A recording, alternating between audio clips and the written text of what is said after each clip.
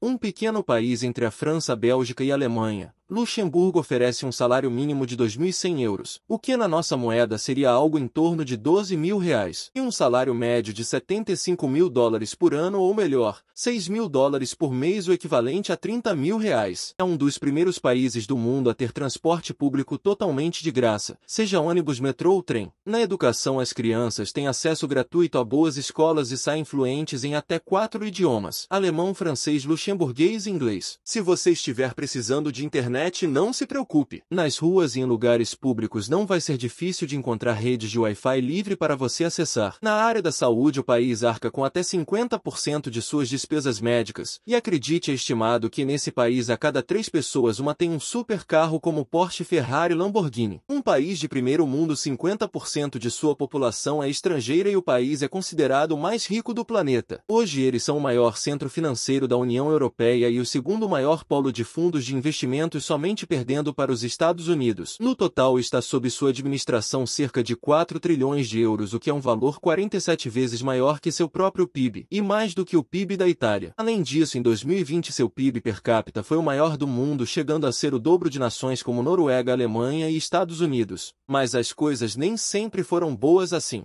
Antes de continuar, não se esqueça de se inscrever no canal e ativar o sininho para não perder nenhum vídeo. Em 1950, Luxemburgo era um país dependente da siderurgia e mineração, com crescimento pequeno e sem muitas perspectivas promissoras. Mas o que Luxemburgo fez para passar por tamanha transformação econômica ao longo de 60 anos e se tornar o centro financeiro da União Europeia? Para te explicar, precisamos voltar ao ano de 1912, época em que Luxemburgo tinha muitas reservas de minério de ferro localizadas no sul do país e a sua economia girava em torno disso. Cerca de 60% de toda a sua mão de obra industrial se concentrava na produção de aço a partir desse minério. E foi nessa época que uma das maiores empresas do ramo do aço começou a surgir, a ArcelorMittal. Sua economia estava indo muito bem. Vários alemães e franceses emigraram para Luxemburgo visando trabalhar em suas minas e siderúrgicas, já que o país era visto como um lugar de oportunidades. Mas Luxemburgo não estava preparado para o que vinha nos anos seguintes. Em 1914 foi invadida pela Alemanha na Primeira Guerra Mundial e, consequentemente, na Segunda Guerra.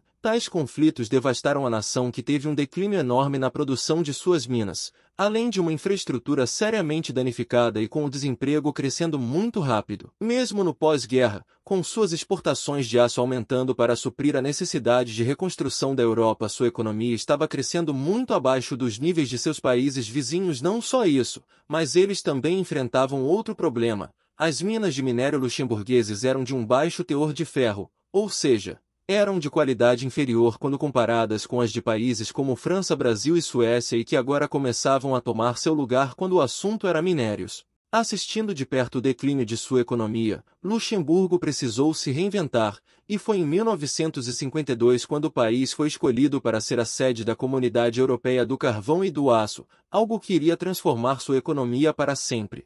Graças à sua localização geográfica no coração da Europa, estabilidade política e grande transparência, um ambiente muito favorável aos negócios e com um dos menores impostos da Europa para o setor financeiro, o país foi escolhido para sediar diversas instituições financeiras da União Europeia e atender os fluxos de capitais do bloco. O Banco de Investimento, o Fundo de Investimentos e o Secretariado do Parlamento Europeu têm como sede Luxemburgo, e esse fator impulsionou a formação de um mercado bancário único, que teve que se adaptar para fornecer serviços a terceiros em um ambiente multijurisdicional e multimonetário para toda a União Europeia, possibilitando que o país ganhasse experiência nesse meio ao longo dos anos e se beneficiasse com o crescimento do bloco. Pode-se dizer que o nível de integração econômica que a União Europeia tem hoje nunca teria sido atingido sem Luxemburgo. Além disso, bancos da Alemanha, Estados Unidos, Japão e muitos outros começaram a escolher a nação como base. Em 1970 havia 37 bancos operando em Luxemburgo e em 1980 esse número havia crescido para 108. O Banco da China estabeleceu sua primeira agência em uma nação estrangeira em Luxemburgo,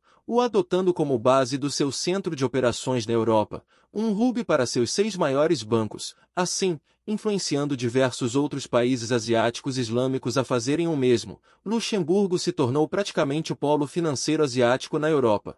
Em 1970, a indústria de siderurgia representava 30% do seu PIB e o setor financeiro 5%. 50 anos depois, as siderúrgicas respondiam por apenas 2%, e o setor financeiro por 25%, se tornando sua principal exportação. Hoje, com mais de 4.000 fundos de investimento, o país detém uma alta performance no segmento. Seu sistema financeiro agrega 27% de valor aos seus serviços, mais que o dobro que a Suíça e o Reino Unido. Além disso, a Bolsa de Valores de Luxemburgo é líder mundial quando se trata do mercado de títulos, que é um mecanismo de emissão de dívida usado por governos e empresas para se financiarem. Sua bolsa detém 40% de todos os títulos listados na Europa, e metade dos países do bloco. Anualmente eles emitem dívidas por meio de sua bolsa de valores.